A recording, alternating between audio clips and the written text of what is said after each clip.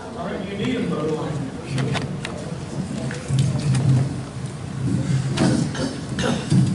Okay, Mr. Narrator.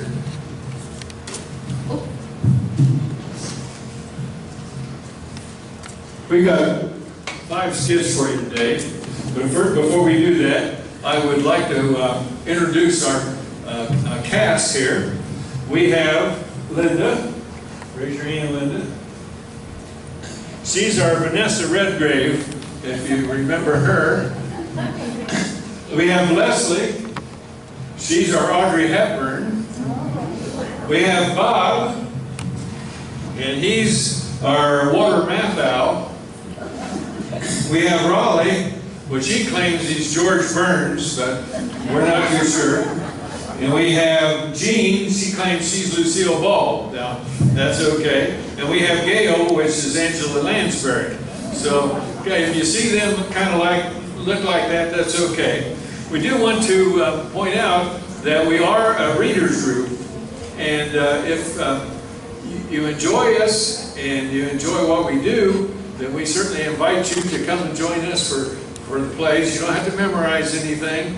And we have a lot of fun. We go out to eat every once in a while and so on and so forth. So feel free to come. You don't have to have any experience. As you're going to tell today, we're all very amateur. Thank you. Our first one today is going to be Noah's Dilemma. And this is the one Tom asked for. So if you don't like it, blame Tom.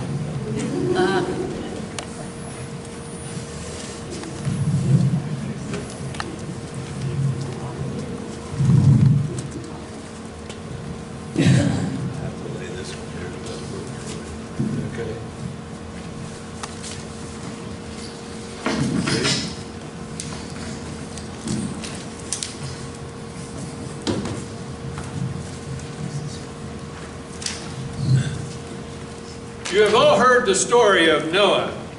He went through a lot to serve God all those years ago. Did you ever wonder what it would be like if we had to go through that today? Well, let's look in here on Noah and find out.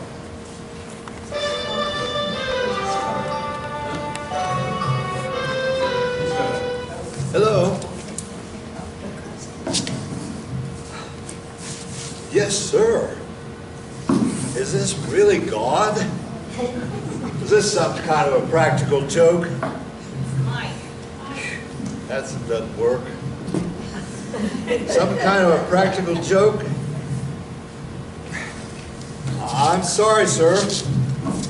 I just didn't think I'd ever really get to talk to you like this. I'm at your service. What did you call me for? You want me to build an ark? A big boat? A really big boat? How big? Oh my. 300 cubits by 50 cubits by 30 cubits? You want me to do what? Put 2 of every kind of animal on it? Why? There's going to be a flood? Why? You're getting rid of everybody? Because Ohio State beat Notre Dame? Wow.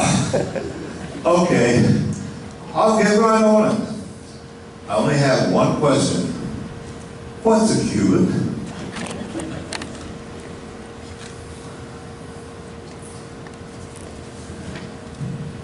Two weeks later.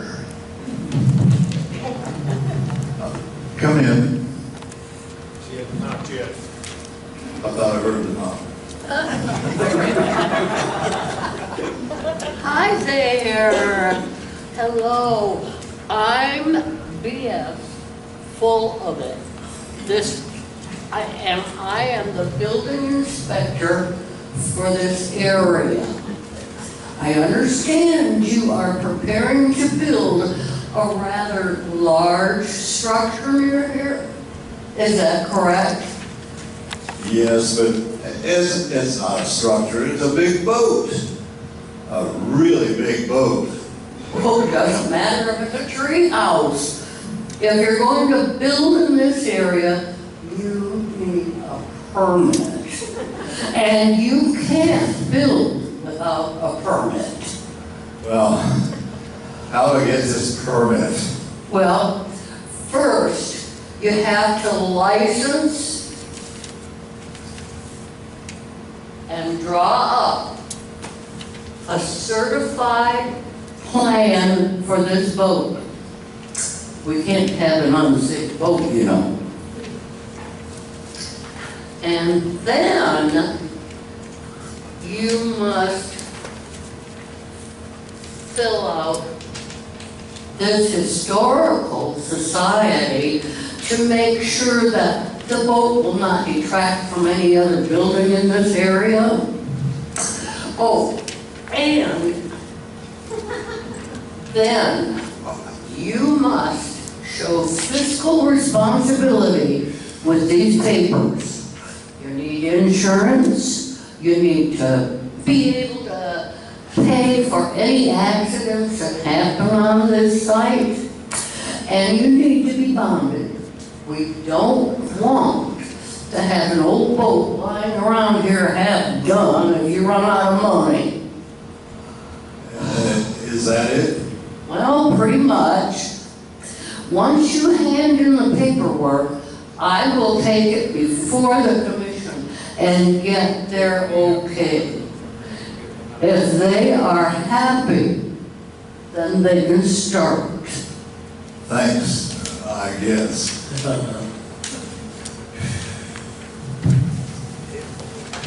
This is going to be worse than I thought.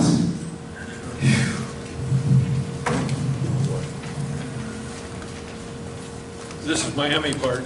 3 days pass. Come in.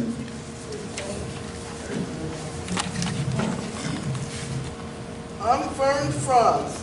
Hold it up here. I'm Fern Franz. I'm with the GASFAAPP, Greater Area Society for Animal and Plant Protection. Lately, it has come to our attention that you intend to cut down a bunch of trees in our local forest to build this so-called park. I hope you realize that these trees are host to the Mambo tree mold. Mambo tree mold is on the endangered mold list, and our forest is the only place where it grows. What's this old mold good for? Oh, absolutely nothing. It actually causes anyone who accidentally ingests it to grow warts on their forehead in the shape of New Jersey. But we intend to protect it anyway. If you continue to build this ark, we will take you to court. We'll go all the way to the Supreme Court if we must. I beg you to stop. Sorry, I can't. Well, then we'll have to see you in court.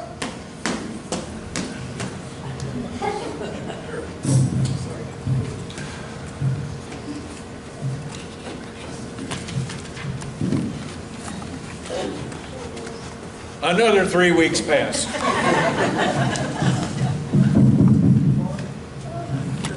Come in.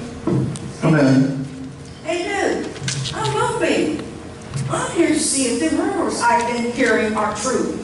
Are you really planning on bringing a bunch of our poor, defenseless animals onto this boat you're building? Well, if I could find a place, I would read that. I flipped the page. Yes. I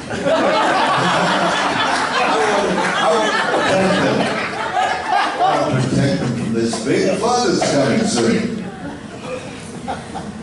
Are you going to put them in cages? I have to. I don't want them attacking each other.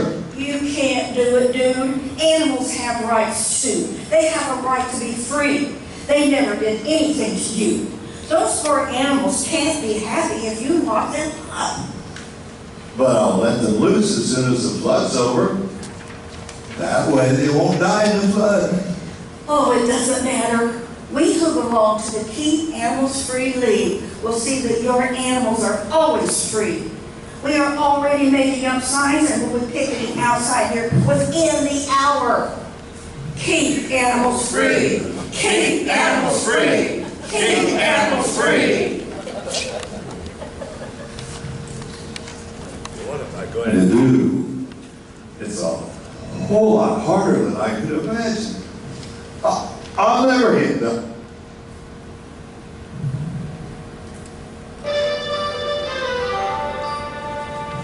Hello?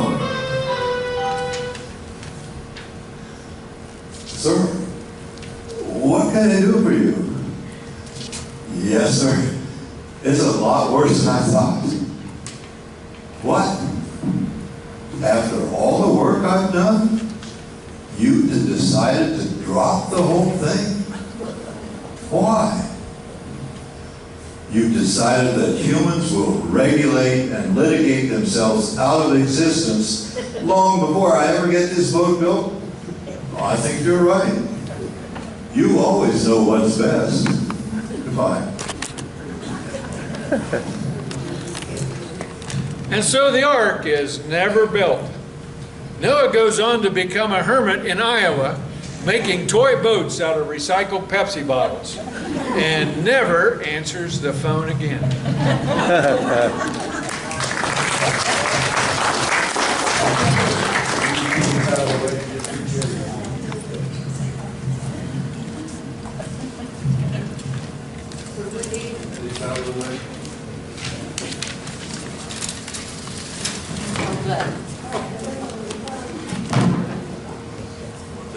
Here. This got to be up here.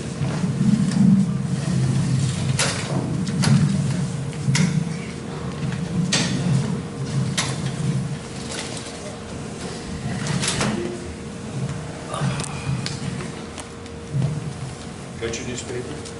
Okay. Need that chair. You two will have to share a microphone.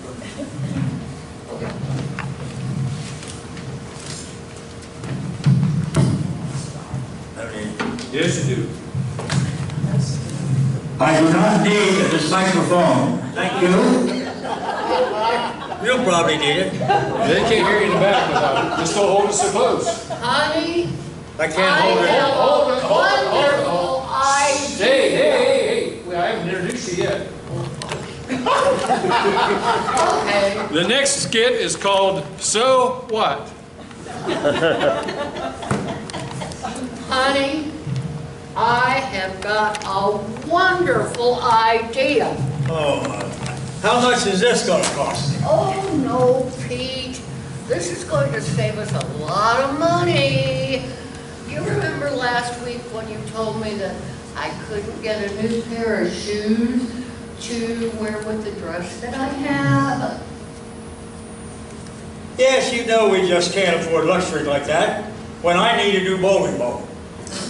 Well, Sandy and I have come up with a great idea that will save us tons of money. Instead of buying new shoes to match my clothes, I'm going to start making clothes to match my shoes I already have. Isn't that a great idea? And how is that supposed to save me money? Well, that's easy. If I went to the store to buy a dress, it would cost me, maybe $200 or more. I can make a dress for $20. Now, I can make 10 dresses for the price of one dress from the store. Now, if I make enough dresses, you could probably think about retiring on the savings. Wouldn't that be wonderful? It might just work. You know how talented she is. I bet those dresses would look great.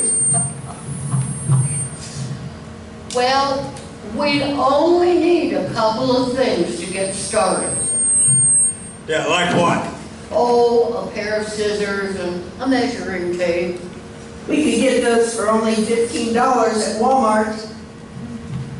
That doesn't sound too bad. Well, She would need a cutting table to cut out the dresses. I saw one on Amazon for only $200. $200? Oh, yes, of course.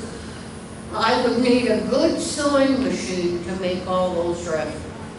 That would be about $4,500. You wouldn't want your wife to look messy, would you?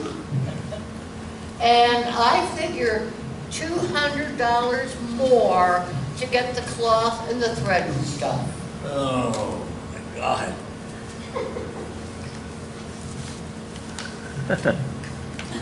$15, $200, $4,500, and $200. That's almost $5,000. But think of the money I'll save. It'll only take you 4 or 5 years to get your money back. Think of all the fun I can have.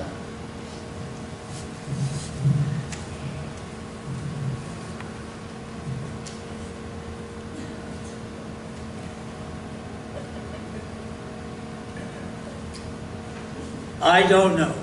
I just don't know. $5,000 for dresses to match her shoes. Or $100 for shoes to match her dress.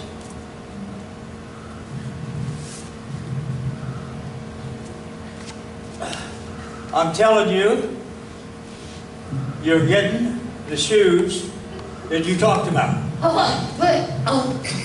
But I want the sewing machine. I am looking forward to all I can do with it. You never let me have anything. I have decided, Julie, you are going to get those shoes you talked about.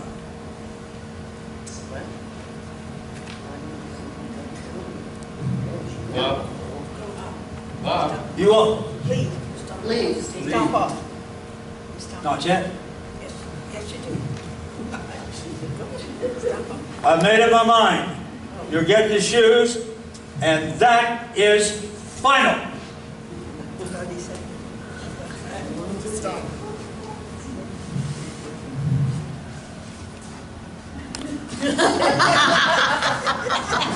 I'm telling you, I could have got those shoes. That worked like a charm. Yeah. We need to try this on my husband. I know we do.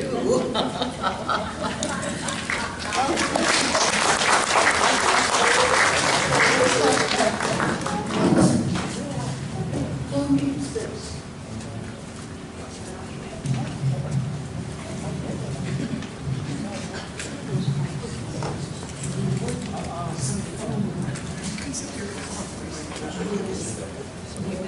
Raleigh sits here, you and Bob sit over there. Sort of around a little bit, face it. Turn it, that's, around that bottom.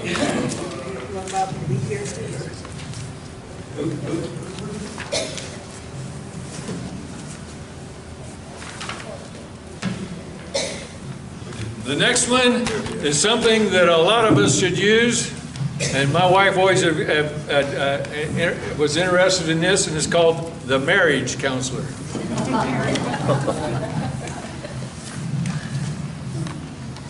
I'm really glad to see you two.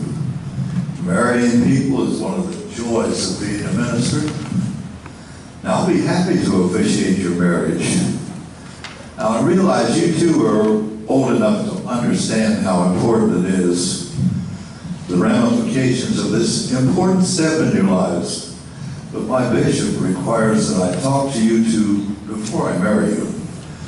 I'm sure you understand. Oh, sure. We've both been through this before. Yeah, this is our first rodeo. Good, let's get started. How long have you two known each other? Almost 3 weeks. 3 weeks? Just 3 weeks?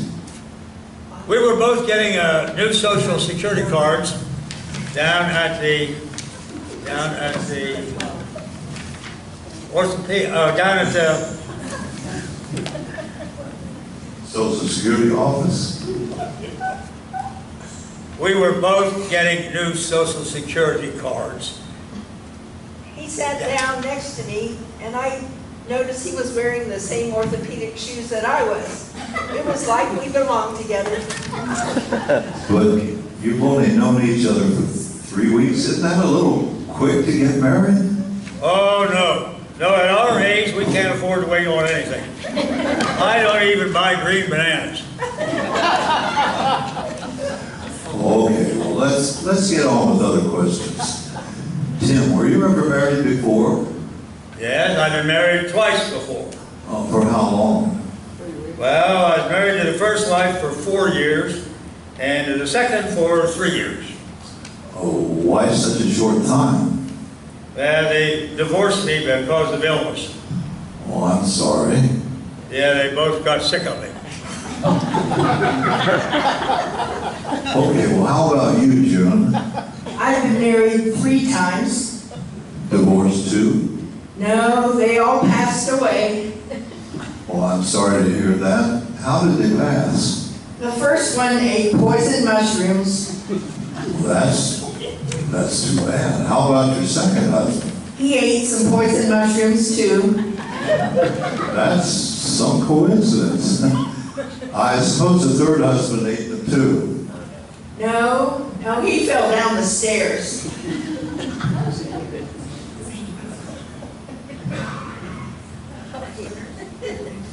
He fell down the stairs.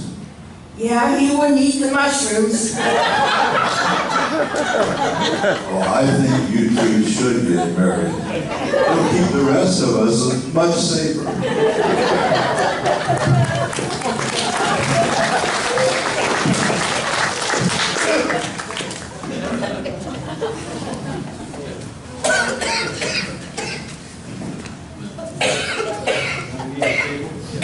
And your son?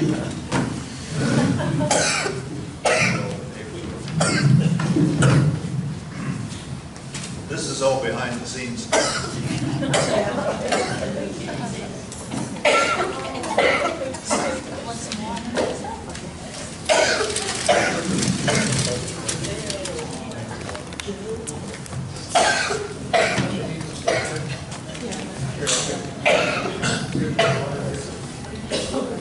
The next one is called The Broken Crown Affair. Good afternoon. I'm Bob Breaking News Jones on channel WKLMRSTE, and we interrupt this 418th showing of Alice in Wonderland to bring you some instant news. We are the station that will always be first to tell you what's happening here in the valley. We've just received news that there's been a major accident out on Buford Hill. We now cut to Fonda Pasta, our reporter on the scenes. Fonda, I see you've arrived there. How is the situation? Things are in a bit of confusion here, Bob. I'm still trying to find out what is going on. I'll see if I can find someone who knows what is going on. Here comes someone now. Excuse me, sir. I'm Fonda Pasta with station WKLMRSTE. Can we ask you a few questions? Why, sure. What is your name? Rufus Fuddlesnicker. Did you see what happened, Rufus? Yeah, I did. Well, can you tell us about it? Yeah, I can. Well, then do it. Do what? Tell us what happened. Oh, okay. I was just standing right over there minding my own business when I saw these 2 kids walking up that hill. Did you recognize them? Yeah, I did. Well, tell me. Tell you what. Who were the kids? Oh, okay. The little girl, her name was Jill, and her big brother is Jack. They go up that hill about the same time every day. What were they doing? Well, I'm not sure, but since Jack was carrying this here pail, I figured they were going to fetch some water from that well up yonder. And you say they do the same thing every day? Yeah, they do. Well, what was different about today? Jack was wearing a crown. A crown? Yeah, a real pretty crown with pretty jewels all over it. It had points all over the outside. It was real sad. They got almost to the top of that hill, and Jack slipped and fell down, and so did Jill. Were they okay? Well, the EMTs came and checked them out and said they were okay, but Jack broke his crown. Oh, that's too bad. Yeah, I got a feeling his parents are going to be really mad. Well, thank you, Rufus.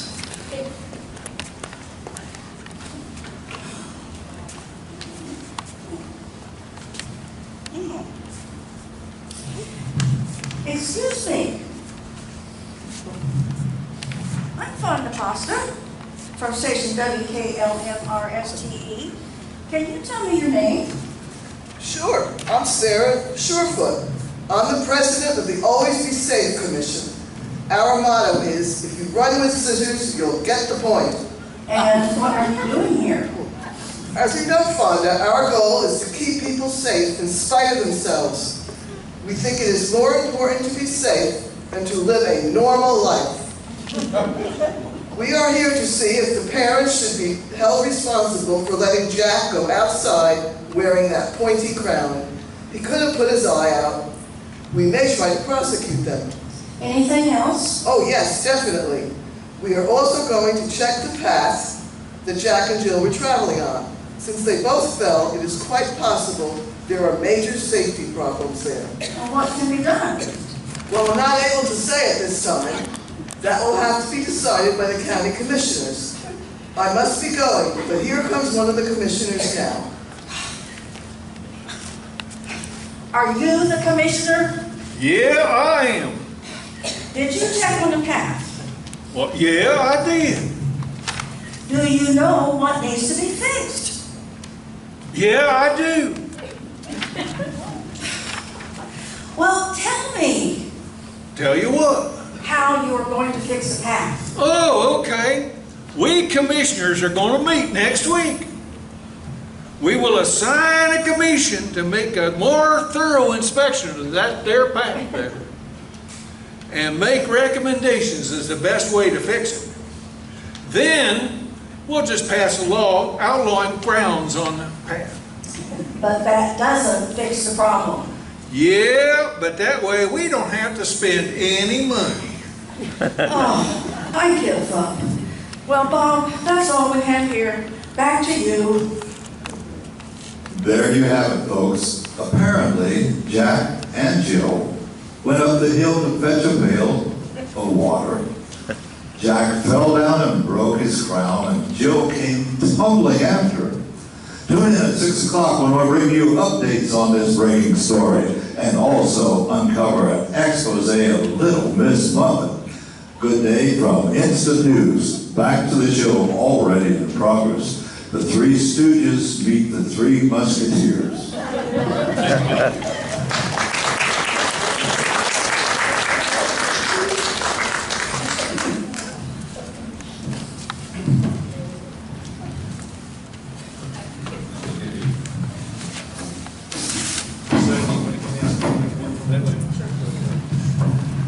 Take your table with you. Give us the mic.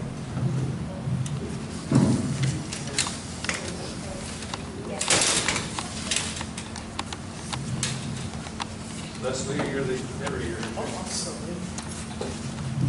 The next one is called The Bad Horn. And I want you to know that Jim wrote every single word that we've recited today. Well, not all of them. Yeah, but... The ones that were supposed to be on the page, but... And by the way, we were talking while you guys were in the kitchen, and the women want to know if you wear briefs or boxers. Depends.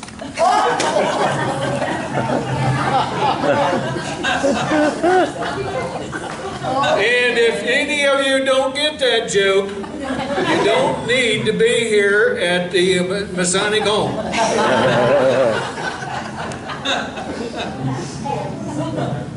Ladies and gentlemen, welcome to the Bad Horn. Hold it up. Up. As the scene opens, you will find John, a typical suburban husband, sitting in his typical suburban chair, reading his typical suburban newspaper. In comes his wife, Mary, a not-so-typical suburban housewife. Well, hi, sweetie. How was your trip to the grocery store? Okay. By the way, I need $500. Uh-huh. What do you need $500 for? The horn on the car isn't loud enough. The horn on the car isn't loud enough. Yes, it didn't scare the squirrel that ran in front of the car. But don't worry, I swerved and missed it. The squirrel is okay. I was a little worried about the dog, though. The dog? What dog? The little dog on the sidewalk. I couldn't see out the windshield and almost hit it. Why couldn't you see out the windshield? A bad garbage can. A bad garbage can? Yeah, when I swerved to miss the squirrel, I hit the can, and the lid came off and threw garbage all over the windshield, so I couldn't see. It was all the garbage can's fault. Oh, what happened to the dog? Well, the dog is okay. It saw me coming and jumped into the lady's arms. Well, I'm glad the dog's okay. Yes, the lady even smiled at me when it was all over. The policeman never did smile, though. The policeman? What policeman? The mean one, he thought I was drunk. Drunk? Yeah, he thought I was drunk. He wanted me to walk a straight line. Well, what happened? Well, I told him that since his car was damaged too, he should have to walk a straight line also. He didn't seem to think that was a good idea. Wait a minute. How did his car get damaged? I backed into it, trying to get away from the tree. Tree? The one I hit after the mailbox.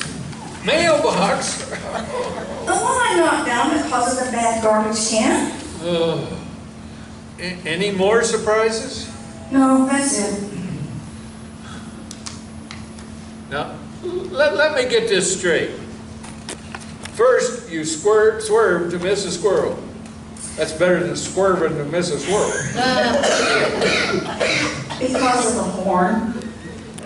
Then you hit a garbage can and almost hit a dog. The lid came off. Then you knocked down a mailbox and hit a tree. I still couldn't see. Then you backed away from the tree and backed into a police car. That policeman wasn't very happy. It was all the car maker's fault. If they had put in a better horn, none of this would have happened. All of this is giving me a headache. I only have one question left, though. Why do you need $500? I want to be polite. Polite? Can't you be polite just a little cheaper? No, I think $500 is about right. About right for what? I need it for a down payment for the car I just ordered at the dealer. Why did you order a new car? You don't expect me to drive a car that has a bad horn, do you?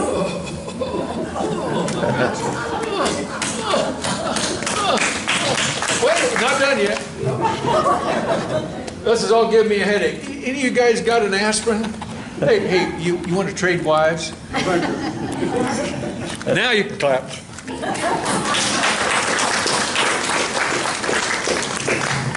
We're done now. Yep, this concludes our shares. And again, you can see we just have a lot of fun, and we don't pay too much attention to things. So if you want to join us and have a little fun too, we meet on Tuesdays at 1 o'clock up in the community center.